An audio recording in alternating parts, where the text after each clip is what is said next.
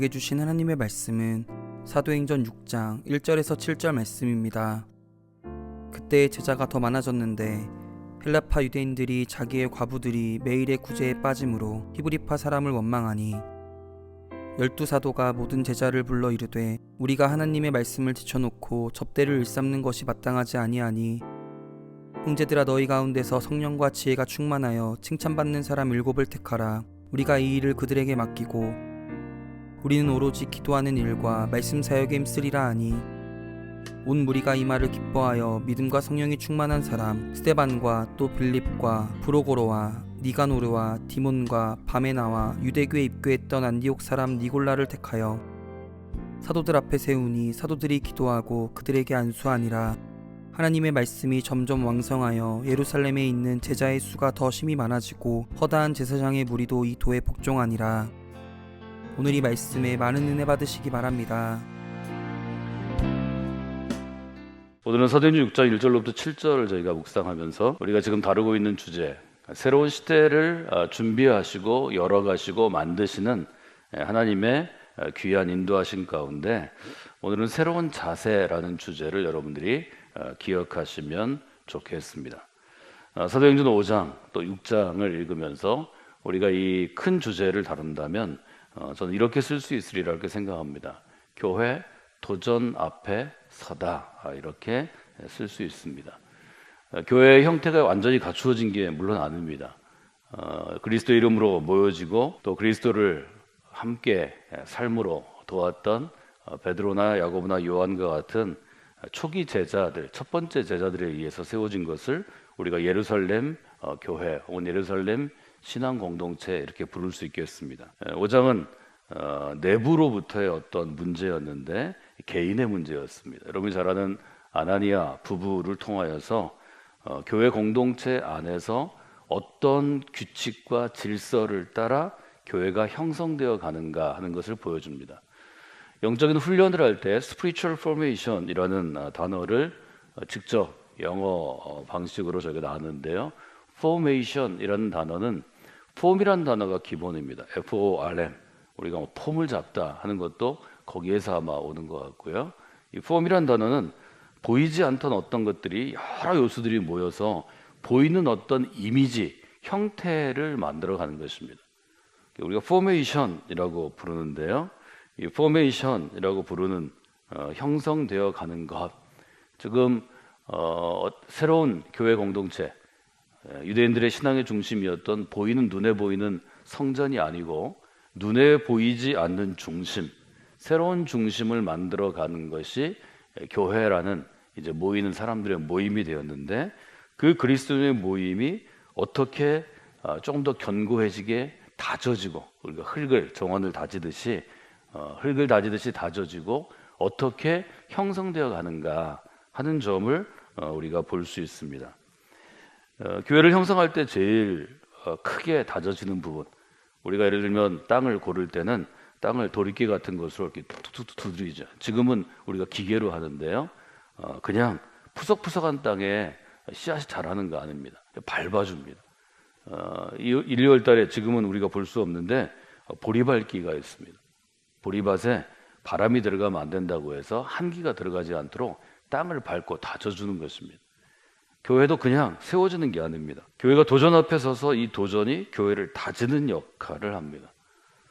어떤 문제가 생기는 것, 우리가 어떤 일에 도전을 받는 것은 껍데기로 겉으로 보면 문제가 생기는 것입니다. 즉 위기가 생기는 것인데 이 교회는 내부의 도전과 외부의 도전 앞에서 맞서 싸우거나 도전에 대항하거나 또 도전을 이겨내고 해결하는 일을 하면서 교회가 다져진 것을 우리가 볼 수 있습니다.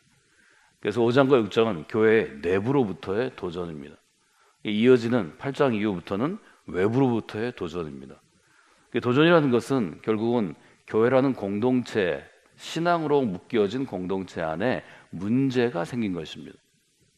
이 문제가 생겼을 때 어떻게 대응하고, 즉 어떤 자세를 가지고 문제에 접근하는가, 이 도전 앞에 서게 되는가 하는 것이 이 공동체가 얼마나 견고하고 얼마나 원하는 수준에 맞게 수준 높게 세워지는지를 결정할 수 있습니다. 도전을 우리가 내부의 도전과 외부의 도전으로 나눌 수 있다면 내부의 문제는 지금 두 가지로 나누어서 보고 있는데, 앞선 사도행전 5장 우리가 잘 아는 아나니와 삽비라 부부의 이야기는 개인적인 문제입니다. 이 개인이 어떤 도전을 받은 것인데 이것은 헌신의 문제였습니다.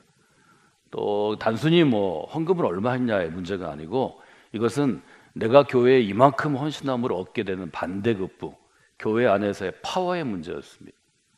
즉 사도에게 인정을 받거나 교인들에게 인정을 받아서 초기 교회 공동체 안에도 내부 다툼, 파워 게임이 있었다는 것을 우리가 볼 수 있습니다. 누가 더 헌신된 사람인가? 누가 더 영향력을 미칠 것인가? 누가 더 교회에서 행세할 것인가? 하는 문제가 이미 5장에 있었던 것을 보게 됩니다. 6장은 훨씬 더 조금 더 복잡한 문제입니다. 교회가 존재하는 근본적인 주제의 문제였습니다. 6장 1절을 이렇게 시작하죠. 그때라는 일종의 접두어, 시작하는 말이 들어오게 되면 이건 뭔가 문제가 있다는 거죠. 그때 제자가 더 많아졌는데 교회 사람이 늘어났습니다. 사람 수가 늘어난다는 것은 그만큼 생각이 늘어난다는 것이고, 취향이 다른 사람들이 모이는 것이고, 문제가 늘어나는 것입니다. 사람이 늘어나는데 문제가 줄 수는 없습니다. 사람은 100이면 100색을 가지고 세상을 살아가는 것입니다. 예루살렘 초기의 교회도 제자가 더 많아졌습니다. 제자가 더 많아진 다음에 어떤 일이 생겼냐면 원망하는 문제가 생깁니다. 원망한다, 이것을 우리가 마음으로 표현하면 어떤 것일까요? 원망한다는 것은 곧 마음을 빼앗긴 것입니다. 마음이 불편한 것입니다. 마음이 편치 않은 것입니다. 여기 지금 예루살렘 교회가 매주 부흥하고 새로운 사람들이 모이고 새로운 공간이 필요하고 새로운 리더들이 필요하고 교회를 관리하는 시스템도 필요한데, 문제의 시작은 원망하는 것이었습니다. 이 원망의 기본은 무엇인가? 그 원망하는 이유가 있겠죠. 그것은 히브리파 사람들과 헬라파 사람들의 일종의 불편함이었습니다. 히브리파 사람들과 헬라파 사람들로 나누는 것은 첫째는 언어의 문제입니다. 히브리파 사람들은 유대에서 태어나고 유대에서 살고 유대의 율법을 너무 잘 알고 준수하는 사람들이라고 우리가 쉽게 볼 수 있겠습니다. 전통을 중시하는 사람들이고 상당히 보수적인 성향의 사람들입니다. 헬라파 사람들은 이미 흩어져 사는 디아스포라 유대인들입니다. 유대 밖에 로마 제국의 어느 곳에 사는 사람들입니다. 이 사람들은 유대의 말보다는 헬라 말이 더 익숙하고, 이 사람들은 유대의 문화보다는 로마 문화도 익숙한 사람들입니다. 말이 다른 것은 문화가 다른 것이고, 문화가 다른 것은 생각이 다른 것이고, 생각이 다르고 삶의 방식이 다른 것입니다. 사실은 좀 불편한 사람들입니다. 첫 번째 문제는 어디에 생겼는가 하면 나누어 주는 것에서 생겼습니다. 굉장히 고상하게 예배는 어떻게 드리나, 어떤 찬송을 부르나, 성경 어떻게 해석하나, 이걸로 싸운 게 아니고 먹고 마시는 것으로 문제가 생깁니다. 교회는 대부분의 문제가 여러분 믿음의 문제가 아니라 생활의 문제라는 것을 아시나요? 우리가 어떤 신학적인 배경을 갖고 있나, 누가 더 수준 있게 신앙생활하나, 이걸로 우리가 불평하고 원망하고 갈등이 생기는 게 아니고 먹고 마시고 입는 것으로 대부분 문제가 생깁니다. 여기도 지금 좀 잘해보려고 그러다가 먹을 걸 나누다가 큰 싸움 났습니다. 간식 정도가 아니고요, 이때는 같이 먹고 마시는 생활의 문제이기 때문에 밥 먹는 문제였습니다. 누가 더 좋은 밥을, 좋은 반찬을 배고프지 않게 먹을 수 있는가 하는 것이었습니다. 저는 이 부분을 볼 때 여러분들이 중요한 것은 문제가 발생하지 않게 하는 것이 아니라 문제가 발생했을 때 어떻게 풀어나가는가의 문제라고 말씀드렸습니다. 문제는 늘 있습니다. 문제가 생기는 것은 저는 비슷하다고 봅니다. 이 문제를 해결하는 사람이 그 안에 있는가, 문제를 해결하려고 노력하고 돕는 이들이 있는가, 이것은 결국 사람의 문제이고 리더십의 문제라고 볼 수 있습니다. 우리가 어떤 문제 앞에 서는 것, 도전 앞에 설 때 우리는 그 사람이 성숙한가 미성숙한가, 어린가 조금 성장해 있는가를 알 수 있습니다. 문제 없는 인생은 없다고 성경은 우리에게 도전합니다. 누구에게나 문제가 있습니다. 실제로 문제 없는 인생이 행복할 것 같지만 문제 없는 인생이 그렇게 행복하지도 않습니다. 중요한 것은 삶의 문제가 갖고 있는 좋은 기능들, 선한 기능들입니다. 저는 삶의 문제가 우리를 깨어있게 한다고 생각합니다. 시편이 이 부분을 아주 분명하게 드러내는데 다윗의 상황에서 드러냅니다. 시편 119편에 보면 문제에 대해서 이렇게 얘기하죠. 고난 당하는 것이 내게는 유익함입니다. 내가 고난 당하는 것 때문에 주의 윤례, 하나님의 교훈을 배우게 되었습니다. 또 고난 당하기 전에는 제가 조금 잘못 그릇 행하는 게 많았는데 이제는 하나님의 말씀을 지키게 되었습니다. 이런 문제를 가지고 우리가 생각할 필요가 있습니다. 여러분, 가정에 어려움이 있을 때 되게 가족들이 싸우기도 하지만 기도하게 됩니다. 가정에 어려움이 있을 때 불편한 사람도 생기지만 서로 아껴주고 격려하는 일도 생깁니다. 이것은 일종의 동전의 양면과 같은 것이고 칼의 양날과 같다는 거죠. 여러분, 교회 안에 늘 문제가 생길 수 있습니다. 중요한 것은 문제를 대하는 우리의 자세입니다. 문제는 피한다고 해서 해결되지는 않습니다. 문제가 생기면 그 문제를 하나님 앞에 내어놓고 공동체 안에서 특별히 책임을 맡거나 책임감을 갖고 있는 사람들이 하나님이 이 문제를 풀면서 우리 교회를 더 견고하게 세우시고 내 자신을 만지셔서 내가 더 성숙한 사람 되게 하신다는 기대가 있어야 합니다. 여러분, 이 기대를 가지고 살아가시기를 원합니다. 중요한 것은 문제를 해결하는 과정을 통해서 교회가 건강해진다는 것입니다. 즉 세워진다는 것입니다. 문제하고 씨름하면 문제를 다루는 방법을 터득하게 됩니다. 좀 더 고상하게 얘기하면 문제와 함께 살아가는 법을 배우게 됩니다. 우리가 신앙생활하다 어떤 문제가 생겼을 때 내가 아주 잘 지내던 어떤 장로님과 권사님과 사이에 또 집사님과 사이에 문제가 생겼을 때 또 목회자들이 목사님과 전사님들 사이에 문제가 생겼을 때 몇 가지 생각할 점이 있어야 됩니다. 첫째는 문제 때문에 지금 해야 하는 일을 멈추지 말라는 것입니다. 문제가 있어도 저는 설교단에 서야 합니다. 문제가 있어도 전 담임 목사 일을 수행해야 합니다. 여러분, 문제가 있어도 여러분이 어떤 파트를 맡고 있으면 교회학교 사역을 계속해야 합니다. 선교회 회장을 맡고 있으면 그 일을 계속해야 합니다. 대부분 문제가 생겼을 때 우리가 하는 반응은 이 일을 하지 않는 것입니다. 그러나 하나님의 사역은 계속되어야 합니다. 문제가 주는 제일 큰 어려움이 멈추고 싶은 유혹입니다. 그만둬야 되겠다. 아니, 그만두면 내가 편할 텐데. 여러분, 꼭 해야 되는 일, 아주 선한 일, 하나님이 지금 행하시는 일을 중단하면 누구한테 유익이 될까요? 하나님의 일을 방해하는 세력에게 유익이 됩니다. 바꿔 얘기하면 여러분이 교회 안에서 정말 중요한 일을 목사님을 도와서 목사님과 함께 책임지고 있다면 그 중요한 일에는 반드시 문제가 발생합니다. 그래서 사역이 멈추어져서는 안 됩니다. 두 번째 생각하는 것은 무엇인가 하면 우선순위를 점검해야 합니다. 교회가 문제가 생겼을 때 아주 지혜로운 리더들은 반드시 다시 돌아옵니다. 왜 교회가 시작되었는가? 우리 교회는 왜 지금 여기에 교회를 졌는가? 왜 이 사역이 시작되었는가? 왜 이걸 그만두지 않고 또 해야 되는가?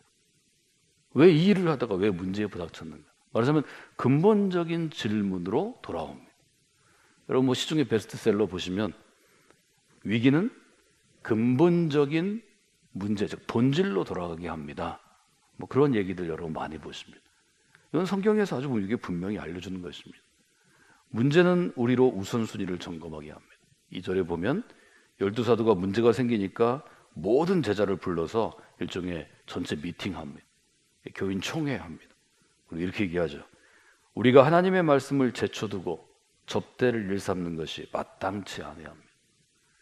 우리가 조금이라도 시간을 아껴서 해야 하는 일은 이제 교회를 처음 세우는 단계이기 때문에 우리가 처음으로 교회 운동을 하는 것이기 때문에 예수님이 남기신 교훈을 더 깊이 연구하고 묵상하고 훈련하고 가르치는 일이고 여러분이 조금 더 그리스도인다워지도록 하는 일에 전념해야 하는데 사람 만나고 밥하고 차 마시고 나가서 놀고 하는 것은 우리한테는 마땅하지 아니한 일입니다. 이거는 여러분끼리 하시면 되겠습니다. 우선순위를 점검하게 되죠.